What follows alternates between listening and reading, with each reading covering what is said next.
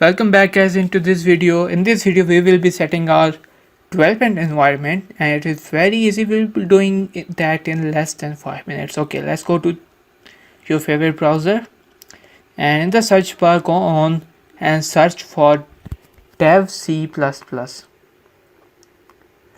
on the first link, the very first link. You will be brought to the download page. Now click on download. Okay, and in 5 seconds our download will be starting. Let's wait for it. Okay, click on start download. You can also use any of your favorite IDE if you are also using that, like Code Blocks or Visual Studio. Visual Studio is very best IDE, but I prefer Dev C++ because it is very lightweight and easy to handle. And in Visual Studio you have so many things. Okay, we will just be writing codes and I'll be giving you assignments to do, so only for that Dev C++ is a good option. Okay, let's just wait for it to be downloaded. Only few seconds are left. So okay, the internet is working very well today. In Pakistan we don't really get that much speed.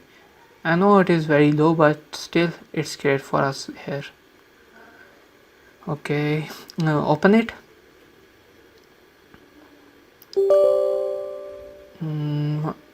Okay, it is now unpacking.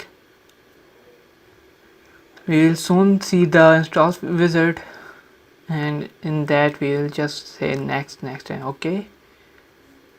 Click on OK, next, I agree, next. Now it is installing all the libraries that we will be using in our programs that we will be writing on our compiler. Now wait for it to be installed. Okay, come on.